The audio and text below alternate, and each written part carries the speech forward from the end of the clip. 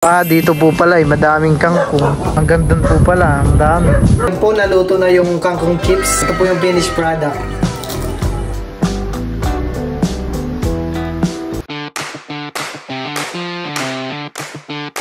Hi guys, bali ngayon po pala ay bibili ako ngayon ng kangkong kila Tia Iming. Ito yung po ay gagawin kong kangkong chips. Ayan po. Itatry po namin ni Milot kung ma-achieve namin yung lasa. Ayan po guys, bali papunta na po kami sa gulayan ni Tia Iming. Ayan po. Malawak po ang gulayan ni Tia Iming.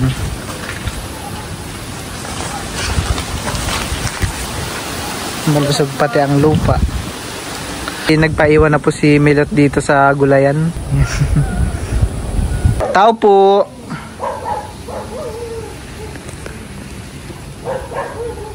Tao po.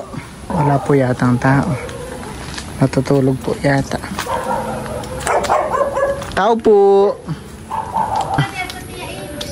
Ayan po, bali nandito daw po pala si Tia Iming sa kabilang bahay. Baka nanonood daw po ng TV. Ako po bibili ng gulay kay Tia Iming.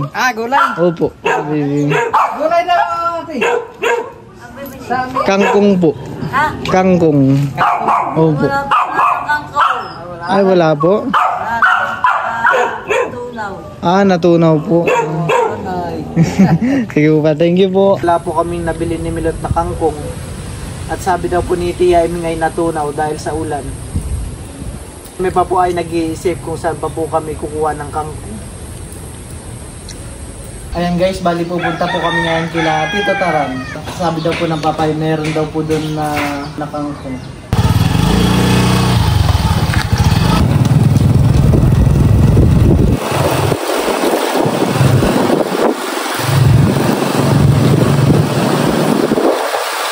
Dito po kami sa Kuno. Ay, Tito Taran, may kangkong daw po dito. Mapipitas daw po na kangkong.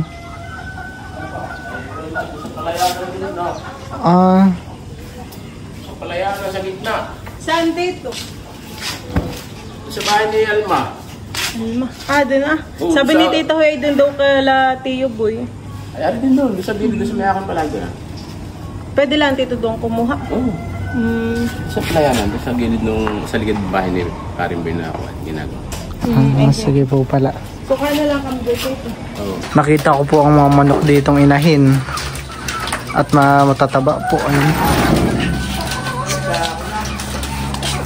Talagang matataba po ang mga manok.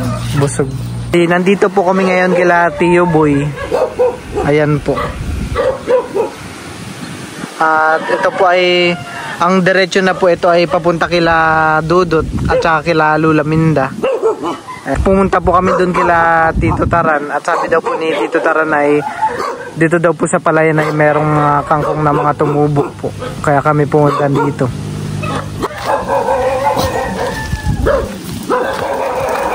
Kami po ikinaon ni ate at mayroon pong aso. Ayun. Sabi daw po ni ate ay meron daw po dito sa gilid ng palayan na kangkong. Kami po ay magtitingin na lang. Dito po pala ay madaming kangkong. Ayun po. Dami. Ayan po, meron mga kangkong. Pili na lang tayo ng magandang dahon. Hanggang doon po pala, madami. Ito po ay pag diniretso nyo po itong daan ay kalsada na po yan. Highway. At yan po yung barangay hall nila Milot. Magagandahan ni ang talbos. Sabi po ni Tito Taran daw po ay kusa na lang po diyang tumubo. Yung iba ay walang sira ang dahon. O piliin na lang natin. Tapos ay malalapad malalapad po yung dahon dun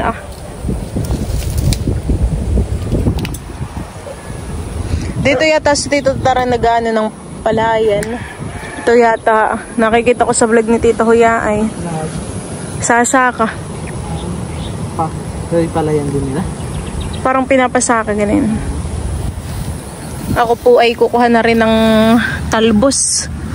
Nakita yung masarap din sa adobohan Adobong kangkong. Adobong kangkong.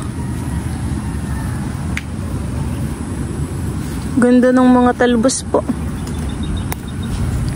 Lalapad. Kakaunti pa lang po itong napitas ko. Ako ipipitas pa po ng kaunti. Madagdagan lang po ito.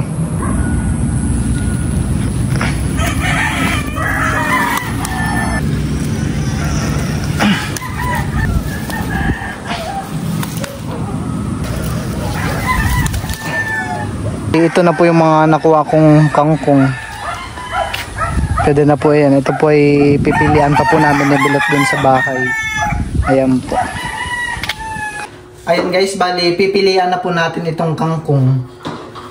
Pipilian na po natin ang mga dahon. Pipiliin lang po natin yung mga walang sira. Tulad po nito. Maganda po yung dahon niya. Ito po hindi na pwede pag may mga sira na.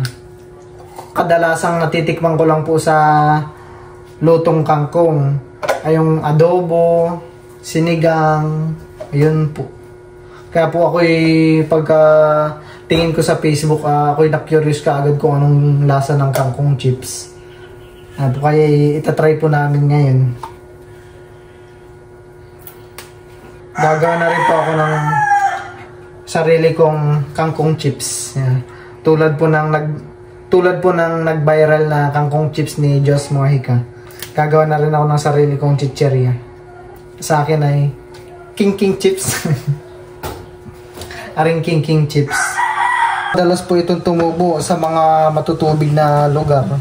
Mga tubig tabang. Dito po kay Lamilot ay marami pong tumutubong kangkong sa mga palayan po. At yung po ay meron silang water pump na pampatubig sa bukid. Ihugasan ko po ulit yung mga napilian kong dahon para malinis. Ayan po, bali magtitimpla na po tayo ngayon ng pang-coat sa dahon ng kangkong. Ayan po. Meron po tayong cornstarch, paminta, at meron po tayong chili powder, tsaka onion powder. Ayan po. Meron din po pala tayong asin. Mga 3 kutsara po muna. 1, 2, 3.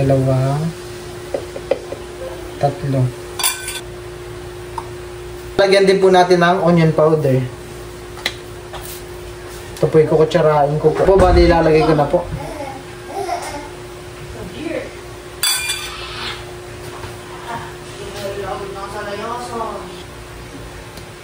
Bali haluin na po muna natin itong natimpla nating pang-coat sa dahon ng kangkong. Para mahalo po ng mabuti ay lalagyan ko po ng tubig. Ayan po, ito muna.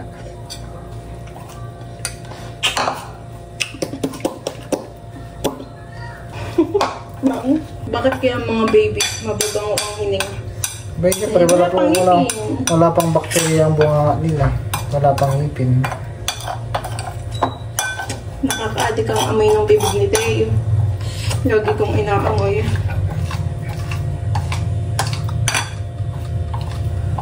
Ipiprito na po natin itong dahon ng kangkong. Tapos magtatry na po ng isa.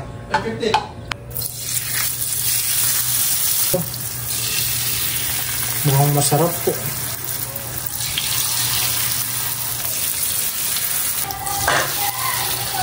Ayan po, bali bibilingin na po natin. Tinulungan na po ako ni Milot. Ano kayang lasa ng iyong timpla?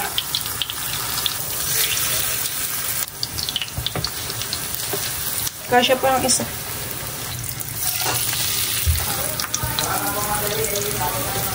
Bango. Parang naubos na yung ating mantikahan eh. Kaya nga, napapansin ko. Nasisip-sip ng ano, kaya dagdagan natin, Han. lutuin mo muna kaya lahat. Ahunin mo na lahat. Pinalutuin na. Dapat ito'y nakapalutang ayan eh. Kainan mo nga may labas ang apoy. Parang medyo malakas.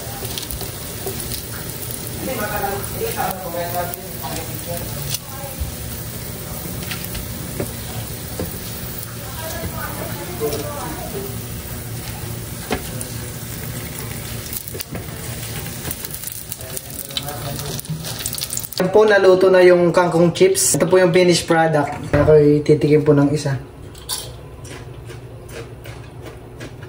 Napaka-crispy po ng kanyang dahon. Po pala ay pinapasabay na po ni Papa na iprito.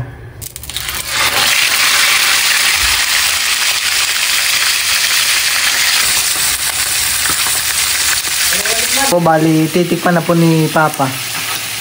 Ayan. Ayan po yung finished product po ng kangkong chips. Ipapatikim na po namin sa mama yung naluto namin kangkong chips. Ayan. Kaya, sarap. Ano, crispy. Crispy po. Ano to? Parang masarap papakin ito. Pwede po mamasuka. Masarap pulutan.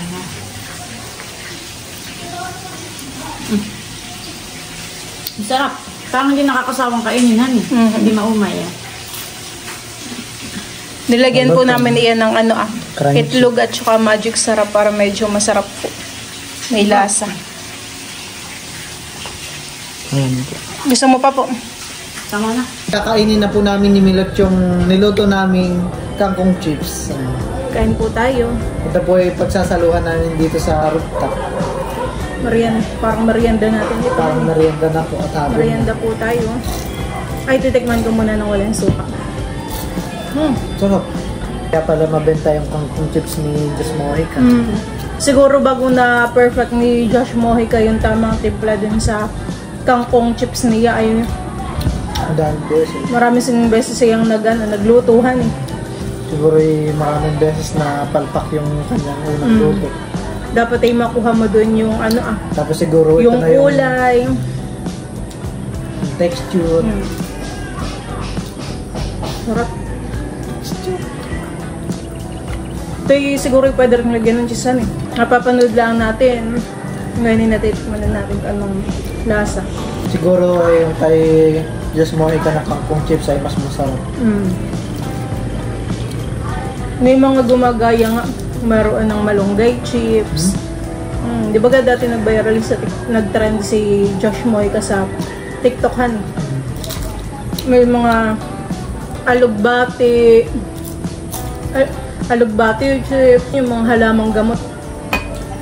Ginagawa na nilang chips. Kahit ang piraso pa lang ako ay nakakabusog. Dapat pala kasama natin si Dudut. Si Dudut nakatikim na ng kangkong chips ni Yeah? Josh Mojica. Umorder sila. Magbilab nga sila ni Pero kung ito ilalaga mo, parang ilang dahon ay hindi ka pa busog. Hani? Mabigat sa tiyan. Pero ito yung gawa siguro ng harina.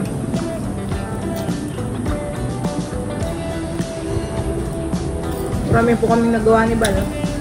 Kung kayo po ay maraming tanong mga kangkong sa likod ng bahay ninyo, subukan nyo na po ito. Napakasarap po. Ang tawag dito ay kangkong chips ni Bal.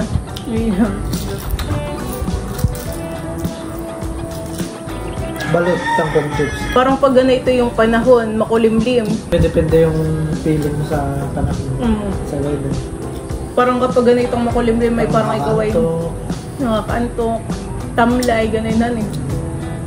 Sarap matulog pag ganito yung Kaya pata si Kim dadating ay, kaya crispy pa rin ito hanggang mamaya. Ilang oras kaya ang itinatagal ng pagka-crispy na ito, honey?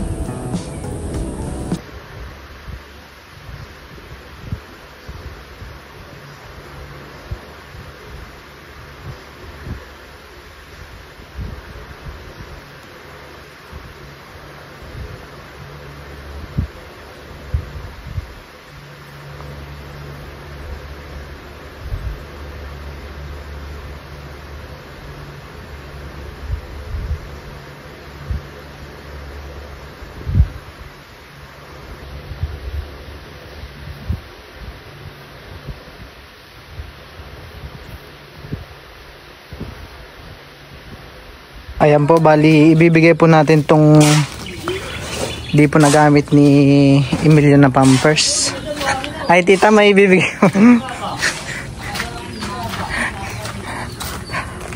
ibigay ko na po itong na dinagamit ni Emilio na Pampers. At yan po yung parang di na po magkasa kanya yung small, kaya nagpabili po agad ng medium.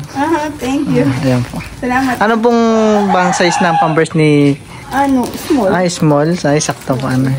Sige po pala. Salamat. Yeah. Salamat.